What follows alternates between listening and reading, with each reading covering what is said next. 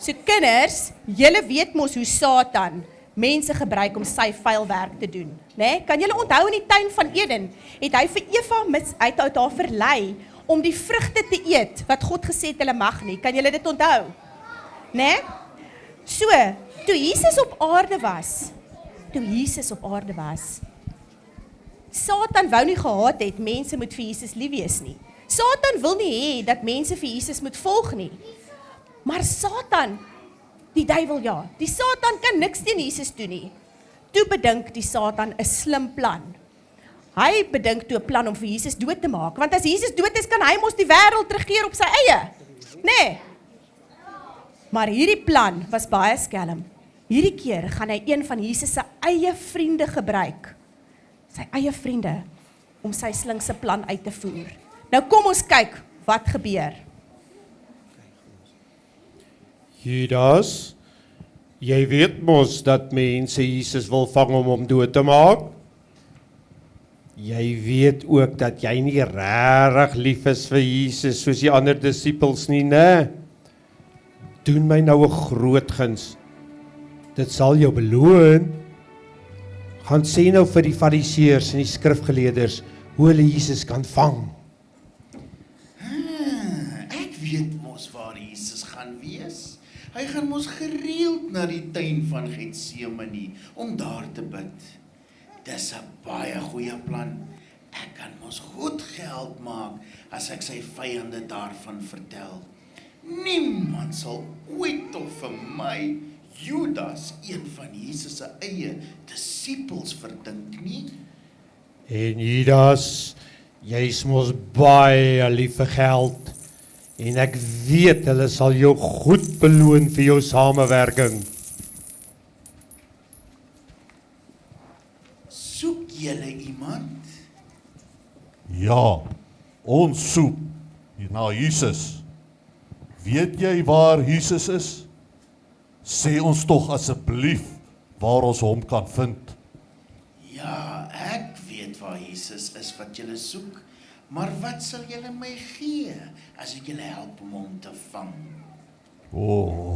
Jy hoef nie bekommerd te wees nie.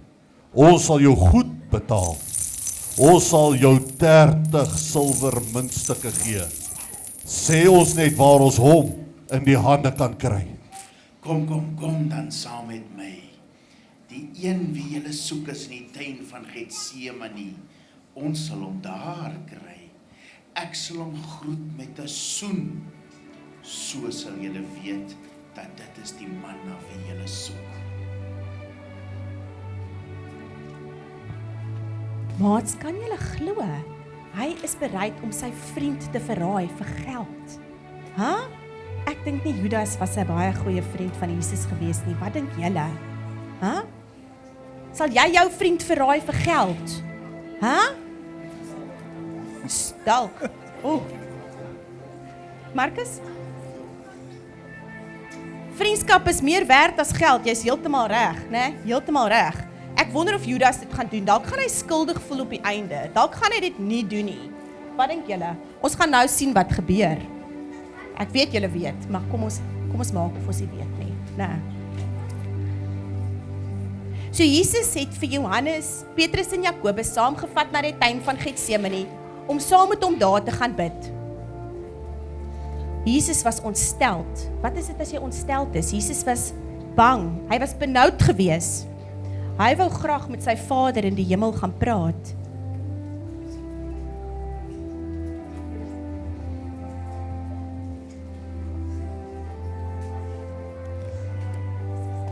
Ek voel doodsbenoud. Bly julle hier en waak.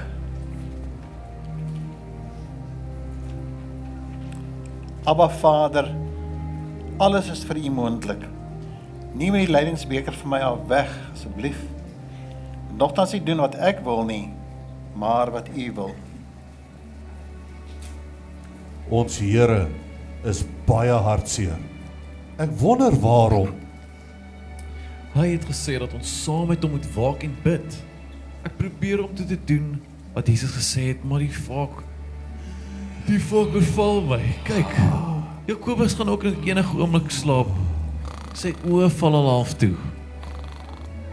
Ja, waarlik julle, die disippels kon nie eers saam met Jesus wakker bly om te bid nie, in sy oomblik van grootste benoudheid. Hulle het 3 keer aan die slaap geraak. Jesus het geweet dat die mense wat hom gaan vang naby was. Hy was bang gewees. Maar hy was ook bang, want hy het geweet wat met hom gaan gebeur.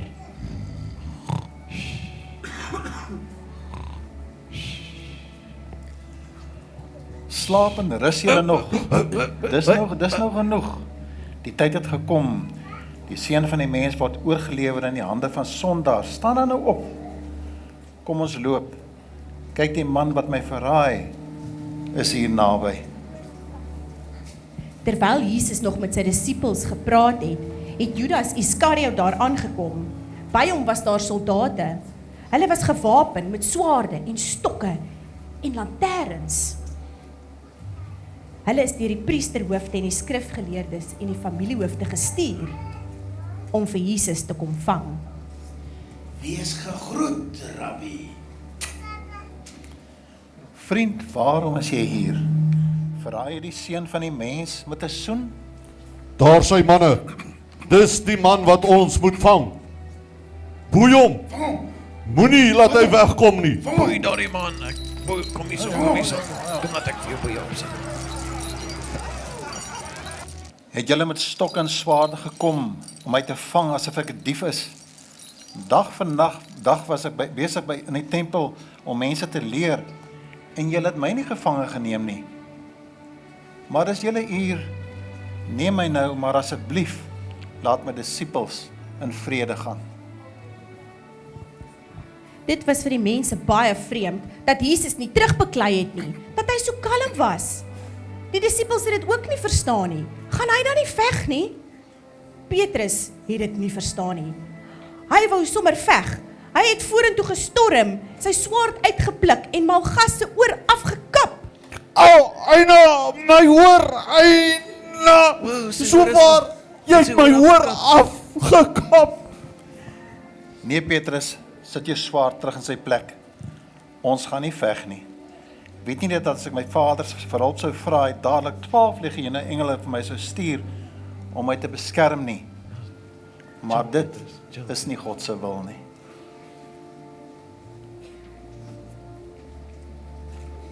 Wat sou jy doen? Wat sou jy doen as jou vriend gevang word? Sou jy jou swaard uitgehaal het om hom te beskerm?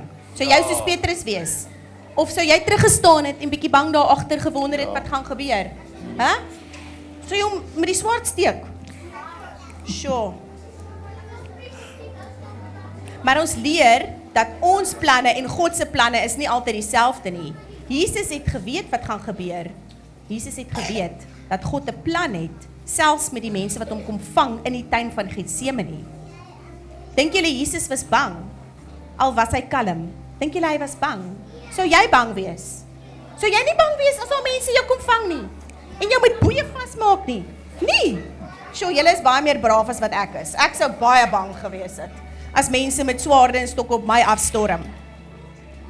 Ja, kinders, dit is hoe Judas vir Jesus verraai het. Met 'n soen. Hulle het vir Jesus weggelei na Kajafas, die hoëpriester.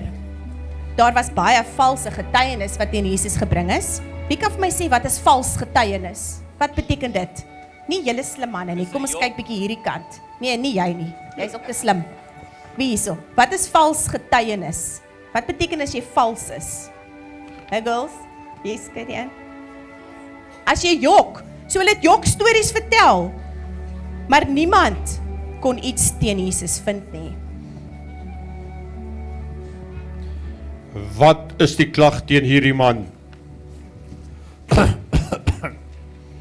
Hierdie man het gesê dat hy die tempel wat deur mense gemaak is, sal afbreek en dit binne 3 dae sal ophou. En verder beweer hy dat hy die seun van God is. Beweer jy jou glad nie teen hierdie getuienis wat teen jou ingebring is nie? In die naam van God vra ek dat jy vir ons moet sê, is jy die Christus, die seun van God? Dit is soos u sê, dit is soos u sê. Luister na watter leuen vertel hierdie man. Hoe kan 'n gewone mens sê hy is die seun van God? Julle het sy godslastering gehoor. Waarvoor het ons nog getuienis nodig? Wat moet ons met hom doen? Hy moet doodgemaak word. Hy moet doodgemaak word. Kruisig hom. Kruisig hom. Hang hom op die kruis.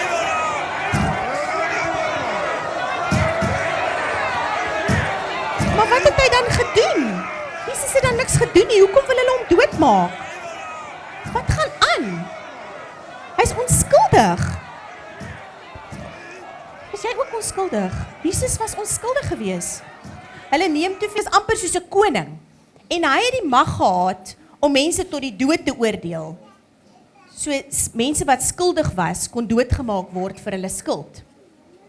Maar Pilatus kon geen skuld by Jesus vind nie. Hy het vir Jesus na Herodes toegestuur en Herodes kon ook geen skuld by Jesus vind nie.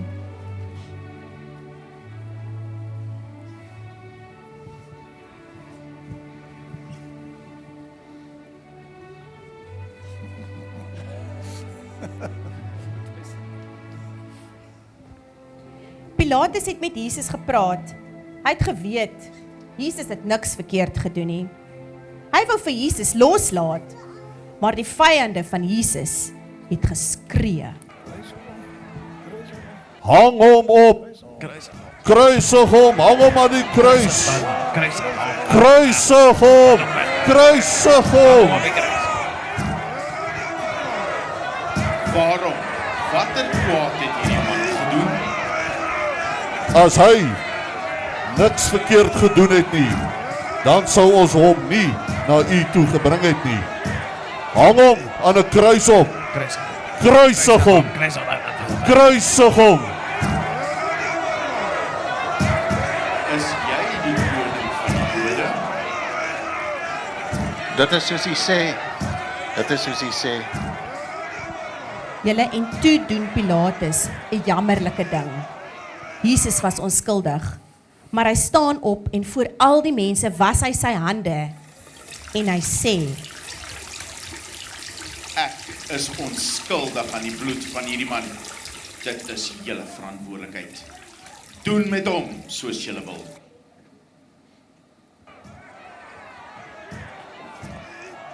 so Pilatus het gesê, dis nie sy skuld nie. As iets met Jesus gebeur, is hy onskuldig, dis nie sy skuld nie.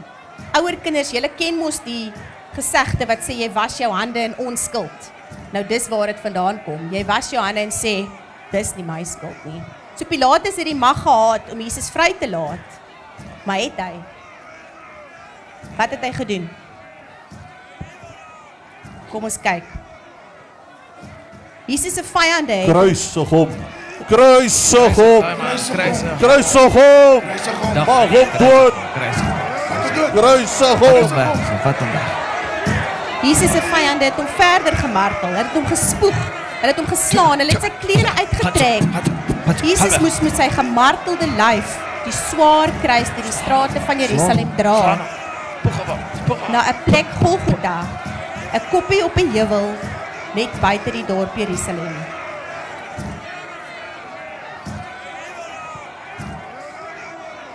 Hoe dink julle het Jesus gevoel om daai swaar houtkruis op sy lyf te dra? Wat dit vol seer was, wat dit stikkend was. Hoe voel jou lyf as iemand jou sou slaan en skop? En Jesus het 'n doringkroon op sy kop gehad. 'n Doring steek seer, né? Ja, 'n doring steek baie seer. Ja, baie seer. Maar Jesus het dit gedoen. Ja. So hulle het vir Jesus na Golgotha toe gevat en daar op die koppie het hulle vir Jesus gekruisig met 2 rowers, een aan sy regterkant en een aan sy linkerkant. En terwyl die soldate vir Jesus gekruisig het, terwyl hulle spykers in sy hande geslaan het, het hulle hom gespot. Maar Jesus het gebid vir sy spotters en vir die soldate.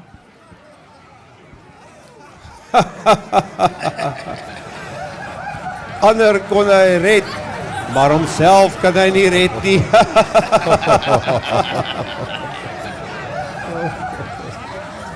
Vader, vergewe hulle, want hulle weet nie wat hulle doen nie.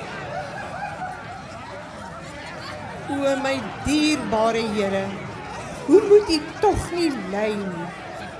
Kyk, hulle het sy hande en voete met spykers in die hout ingeslaan. O wee my seun, my seun. Al die priesters en skrifgeleerdes wat om die kruis gestaan het, het ook vir Jesus gespot. Selfs die 2 rowers, die 2 skelms wat verdien het om te sterf, wat langs Jesus gehang het, het hom ook gespot, tot die een tot sy sinne gekom het. Is jy dan nie die Christus nie? Red jouself en ons ook.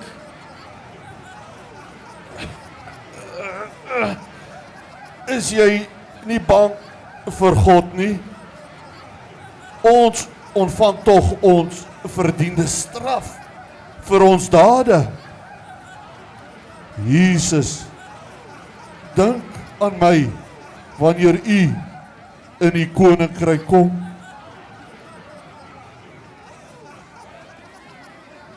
Dit verseker ek jou, vandag sal jy saam met my in die paradys wees. Maria, ek weet dat jou moeder hartstikkend is.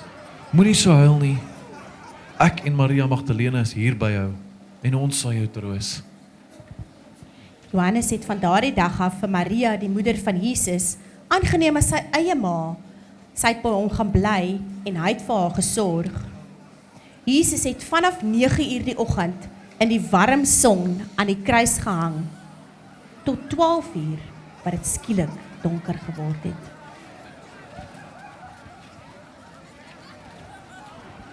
Jesus het met 'n harde stem geroep. My God, waarom het U my verlaat? Ek het dors. Kom ons kyk nou of Elia hom kom red. Gee maar sy.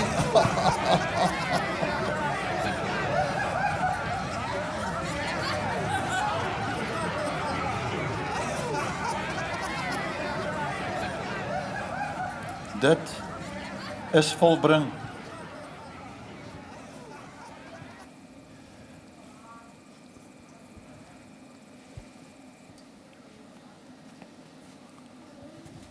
Vader, in U hande gee ek my gees oor.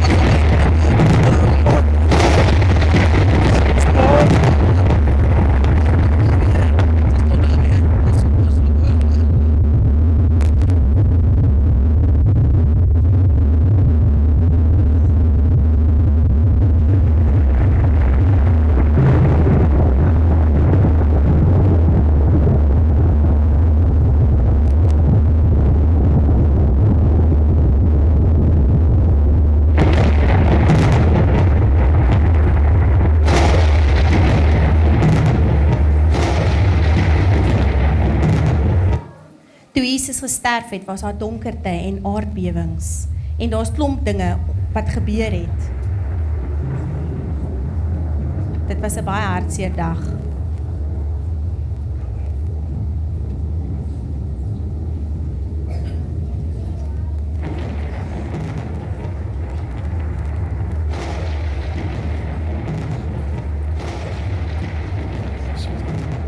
Ek is seker daai soldate langs die kruis was ook bang geweest. Wat dink julle? Sou jy bang geweest het as daar so 'n aardbewing om jou kom? Hæ? Ek voel sommer nou bang, want ek was nie eers daar nie. Hierdie man was werklik onskuldig. Hierdie man was waarlik die seun van God. Hierdie man is waarlik die seun van God.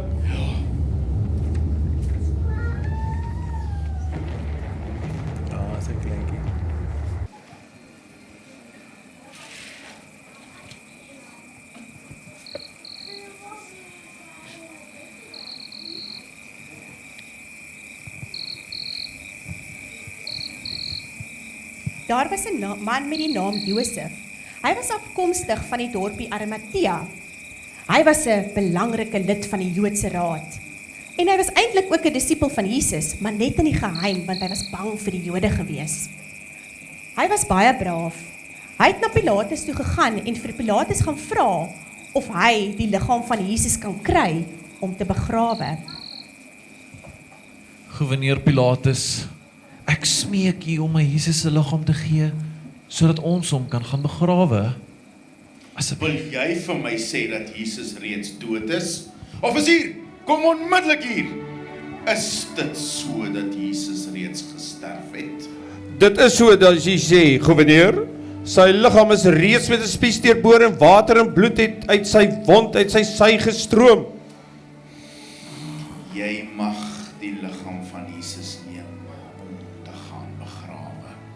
Gouverneur, die priesterhoofde en die fariseërs is hier met 'n baie dringende versoek dat die graf baie streng bewaak moet word. Wat is die rede vir hulle besoek? Hulle is baie bang dat van Jesus se disipels sy liggaam sal steel. Omdat toe Jesus nog geleef het, het hy mos aan sy disipels gesê dat hy na 3 dae die dood opgewek sal word. Nee, dit kan nie gebeur nie. Jesus se disipels sal dan na die hele wêreld verkondig dat hy lewe, dat hy uit die dood het opgestaan het. Daar moet dag en nag by sy graf soldate aan diens wees, wat sy graf bewaak vir 3 volle dae. Julle moet die graf beveilig, so goed as wat julle kan.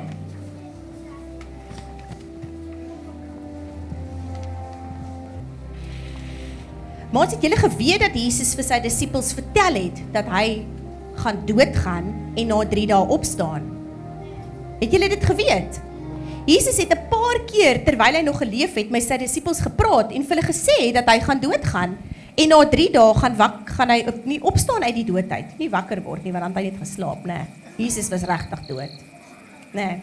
Ons het nou selfs gehoor dat daai soldaat vir Pilatus gesê dat Jesus dood was. So hy het nie net geslaap nie.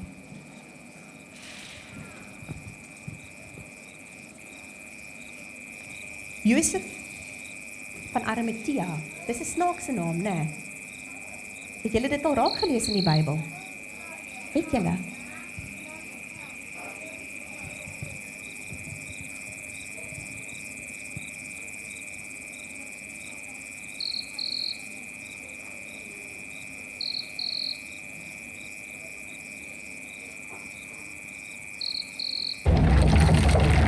Josef van Arimatea het 'n stuk linne gaan koop.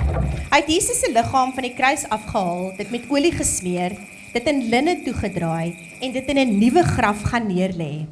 Die graf was uit rots gekap. Dit was eintlik Josef se eie graf wat hy eendag in begrawe sou word.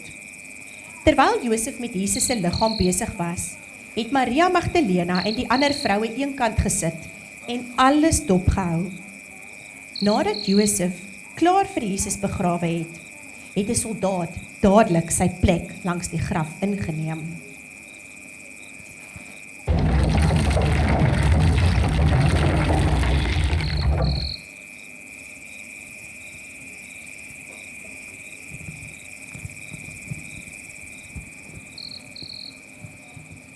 Hoekom was die soldaat daar, kan julle onthou? Hoekom het hulle 'n soldaat daar gesit? Jesus was dood. Dat niemand vir Jesus steel nie. Hulle was bang dat iemand Jesus se liggaam gaan kon steel. Ja, so nou met die soldaat daar en daai groot klip daarvoor sou niemand vir Jesus uit daai graf kon kry nie, né? So toe die Sabbatdag verby was, het die Sondagmôre, die 3de dag, aangebreek. Maria Magdalena en die ander vroue het na die graf gegaan met olies en speserye om Jesus se liggaam te gaan balsem. Maar toe hulle daar kom, het hulle groot geskrik. Wat's fout? Wat's fout? Hulle het vinnig weggehardloop na Simon Petrus en die ander disippels om vir hulle te gaan vertel wat hulle gesien het. Johannes, Petrus, kom kyk, die klip is voor Jesus se graf weggerol. Iemand het sy liggaam weggevat En ons weet nie waar hulle hom begrawe het nie. Ja, waar ek. Kyk, hier is die doeke waarin sy liggaam toegedraai was. O wee, ons Jesus, ons Here, hy is weg. Johannes en Petrus het haastig huis toe gehardloop om vir die ander disippels te gaan vertel wat gebeur het. Terwyl hulle weg was, het Maria Magdalena alleen by die graf gesit en droewig gehuil. Hoekom het sy gehuil? Wat? Hoekom het Maria gehuil? Hoekom het sy gehuil? Skielik het daar 'n engel aan haar verskyn. En die engel het vir haar gesê: Mevrou, waarom huil jy? Ek huil omdat hulle my Here weggevat het. En ek weet nie waar hulle hom begrawe het nie.